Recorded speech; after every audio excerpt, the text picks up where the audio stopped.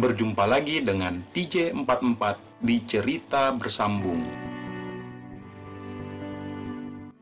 Seperti biasa, sebelum lanjut video ini, jangan lupa tekan tombol subscribe dan like channel ini. Jika sudah, terima kasih.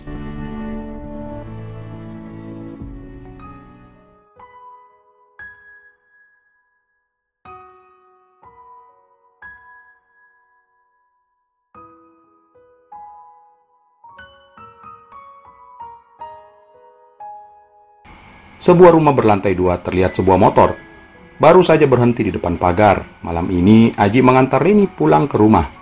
"Thanks ya, Ji," ujar Reni saat turun dari motor. "Iya," jawab Aji menoleh. "Oh iya, helmnya gue bawa aja ya. Kali aja nanti ketemu malu lagi, mayan bisa gratisan." Hehe, ujar Reni membuat Aji hanya geleng-geleng kepala. "Oke, aku duluan ya," kata Aji kemudian.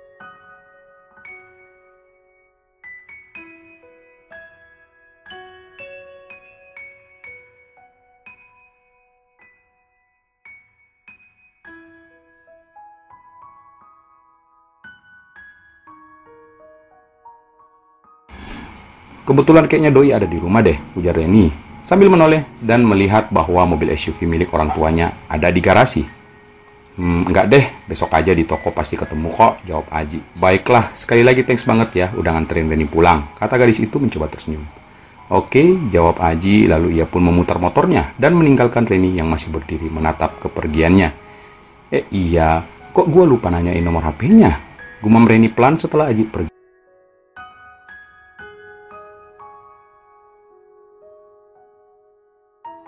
Sudahlah, besok-besok aja kalau ketemu lagi," lanjutnya sesaat setelah akhirnya ia pun masuk ke dalam rumahnya. Saat dalam rumah terlihat Reni melepaskan sepatunya di tempat yang sudah disediakan.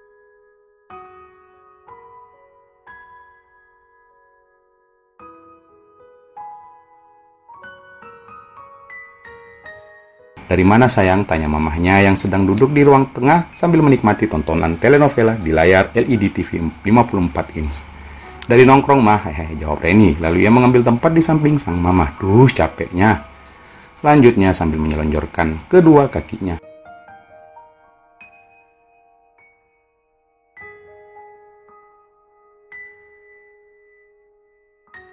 Dalam rumah itu nggak boleh pakai topi, lagian anak cewek kok suka-sukanya pakai topi. Tiba-tiba Papa Reni muncul dari dapur sambil melangkah, membawa sepiring nasi beserta lauknya, lalu duduk di salah satu kursi santai di ruang tengah.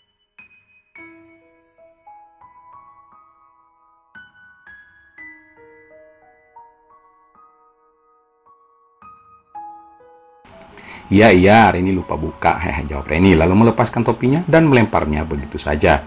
Mamanya geleng-geleng kepala melihat tingkah anak gadis satu-satunya. "Rambut kamu bagus, cantik, tapi kok malah senang sekali pakai topi sih, sayang?" tanya mamahnya sambil mengusap lembut rambut Reni saat gadis itu sudah menyandarkan kepalanya di bahu sang mama. "Suka aja, Ma," jawab Reni. "Keluar sama Joko lagi ya?" tanya papanya sambil menyantap makanan. "Ih, amit-amit deh, Pak," jawab Reni. Terlihat saat menyebut nama Joko, gadis itu seakan merasa dan nampak sekali dari tingkahnya barusan.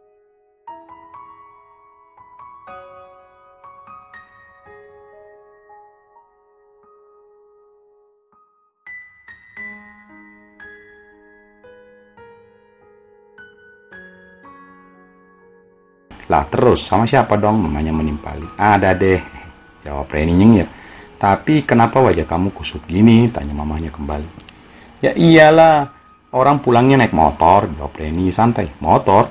Tumben," ujar sang mama seperti meledek putrinya dan menoleh ke suaminya. "Kenapa? Ada yang salah dengan motor?" tanya Reni kebingungan. "Gak ada kok," jawab mamahnya.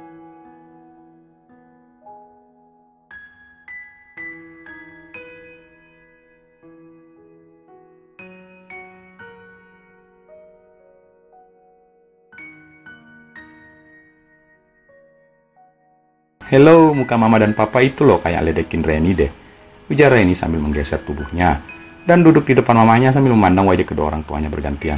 "Gak biasanya," gumam mamanya makin menyulutkan rasa kesal gadis itu.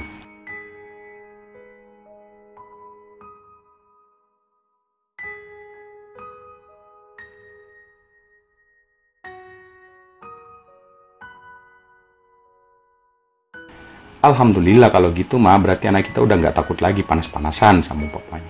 "Ih, apaan sih papa sama mama?" Cowok kamu yang antarin pakai motor. Masih saja wanita itu menggoda anaknya.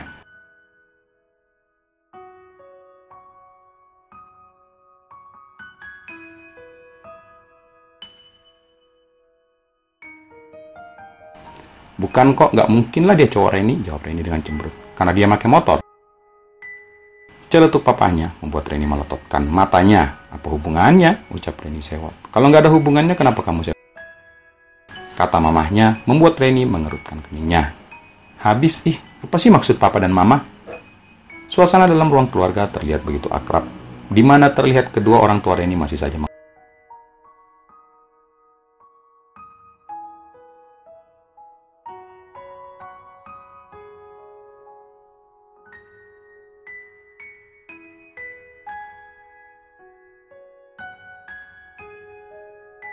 Pah, jangan kabur dulu, ujar sang mama saat suaminya beranjak dari duduknya. Lah, orang mau narik piring dulu, jawab papa Reni sambil melangkah ke dapur.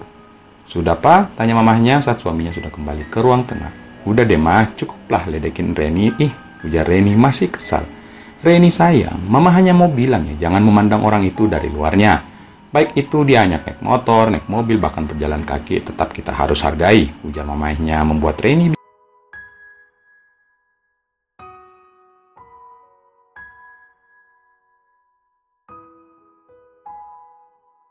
bingung. Lah, kok jadi serius gini ngomongnya? Tanya Reni.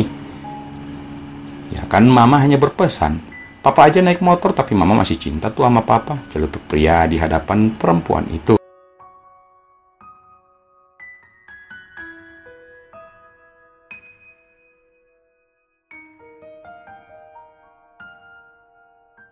Ya deh, Reni ngalah kalau udah bahas tentang papa sama mama, ujar Reni tersenyum. Akhirnya mereka mengobrol santai sambil menonton tayangan di TV dan terlihat sang mama sangat senang dengan acara kali ini.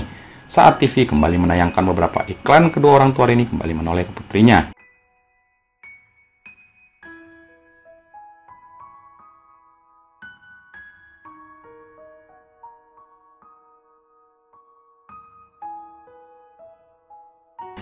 Jadi kamu udah nggak sama Joko lagi kan? Tanya sang mama.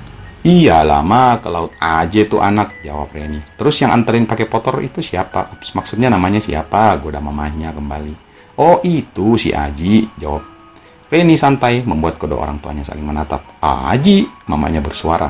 Mama nggak kenal kok, ujar Reni. Aji penjual bumbu-bumbu itu, tanya.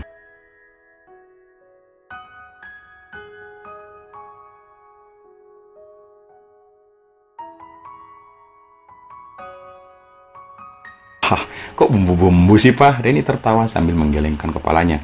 Lah, kan emang dia jualan bumbu, jawab pria itu. Siapa sih, Pak? Tanya mamahnya menoleh ke pria itu.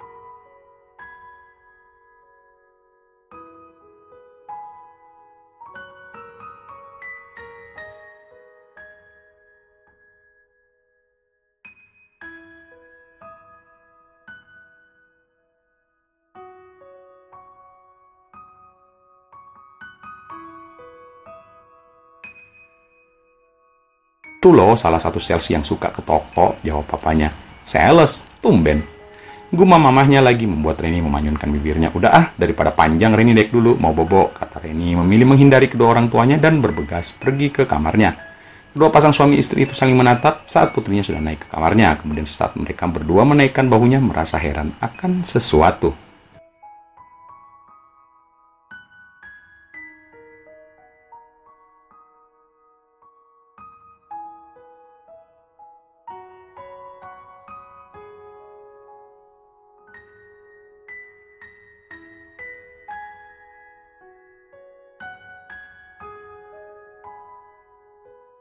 Beberapa hari kemudian, monthly meeting kali ini diadakan di salah satu hotel milik salah satu pengusaha sukses di negara ini.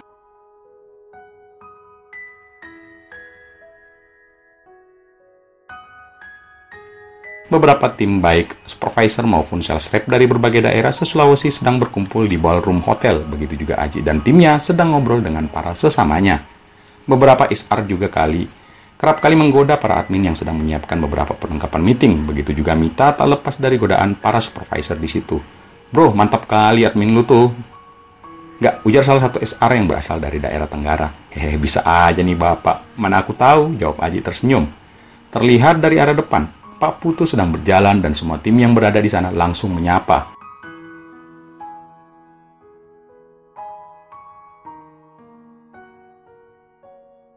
Setelah saling menyapa, akhirnya Pak Putu menyuruh semua tim masuk ke dalam ruangan. Dalam ruangan terlihat sebuah LCD proyektor berada di atas meja dengan sorotan mengarah ke screen berukuran 3 kali 2 meter yang memang telah disiapkan oleh pihak hotel.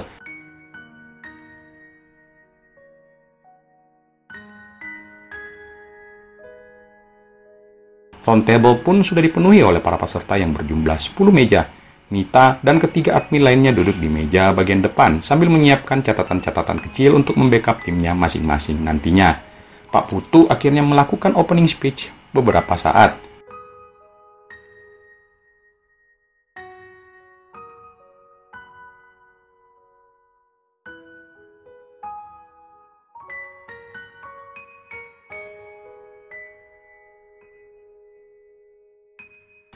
Jadi meeting kali ini kita akan mendevelop capability SR. Jadi apakah kalian udah persiapkan materi presentasi masing-masing? Kata Pak Putu menatap semua wajah-wajah tim SR. Ya Pak, sudah Pak. Beberapa orang menjawab dan ada juga yang memilih diam. Ada yang gelisah, ada yang senyum, bahkan ada yang terlihat gemetar. Meeting pun dimulai dengan peserta pertama para SR dari daerah North. Masing-masing mempresentasikan performance area mereka dan juga the best action dengan berbagai macam model.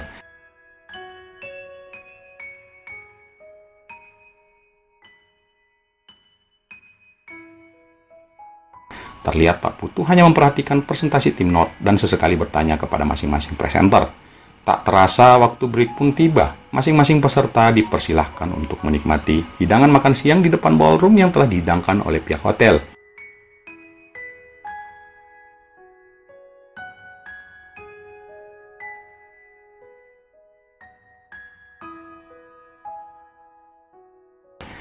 Aji banyak diam kali ini. Sesekali ia menatap Mita yang sedang ngobrol dengan teman-temannya. Saat Aji tak lagi memperhatikan gadis itu, malah justru gadis itu yang menatap wajahnya dari kejauhan sambil tersenyum. Mita mengalihkan pandangannya saat Aji kembali menoleh. Pak Ferry dan beberapa supervisor pun sedang ngobrol sambil menikmati hidangan santapan siang. Aji melangkah sambil membawa sebuah piring lengkap dengan lauk pauk beserta segelas minuman menjauh dari para rombongan. Dan Mita menatap kepergian Aji dari jauh. Terlihat wajah gadis itu begitu sendu dan terlihat banyak pikiran.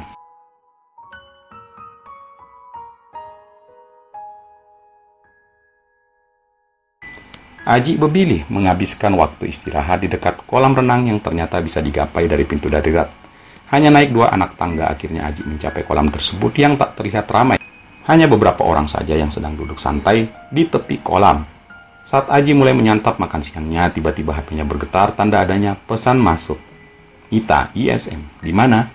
Aji menarik nafas panjang setelah melihat pesan dari Mita. Aji memilih tidak membalas pesan gadis itu dan kembali menyantap makan siangnya.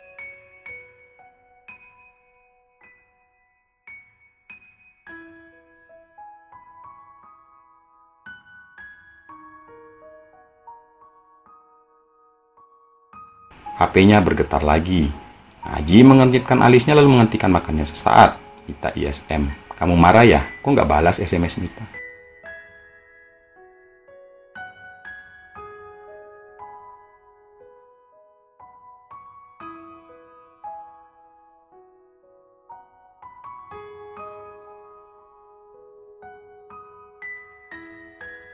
Aji tak mengubrisnya, lalu masukkan HP-nya ke dalam saku celana kemudian kembali menghabiskan makanannya.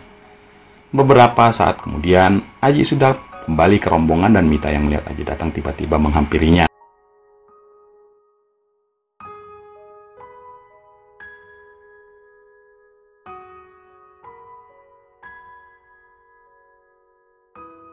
Dari mana? Tanya Mita pelan. Tuh, dari bawah, jawab Aji yang langsung beranjak dari posisi sebelumnya. Mita terdiam saat Aji menjauh darinya. Ia pun membalikan tubuhnya dan menatap tubuh Aji dari belakang yang sudah masuk ke dalam ruangan. Akhirnya semua tim masuk ke ballroom karena meeting sebentar lagi dimulai. Mita menatap Aji dari jauh, namun Aji masih sibuk melihat layar laptopnya.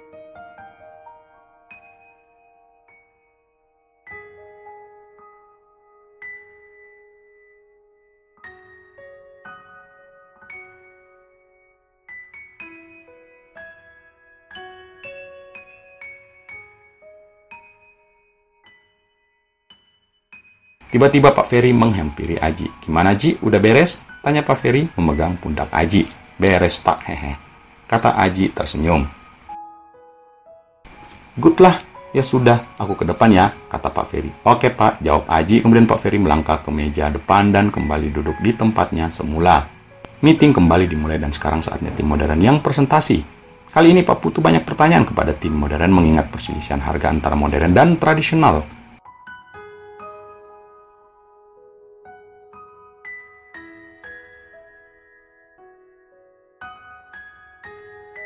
Beberapa saat kemudian giliran tim SOT yang presentasi. 2 SR tim dari Pak Ferry mulai maju satu persatu hingga tiba saatnya Aji presentasi.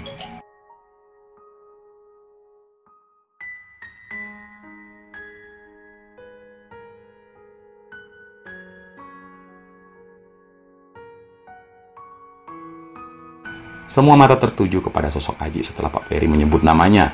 Sesaat Aji menyiapkan laptopnya, sempat tubuhnya sedikit gemetar mengingat baru kali ini ia presentasi di hadapan banyak orang.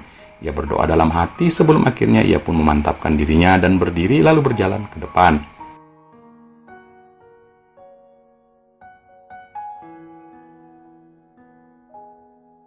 Mita menatap Aji sambil berharap cemas. Terlihat butiran keringat di dahinya padahal udara dalam ruangan cukup sejuk.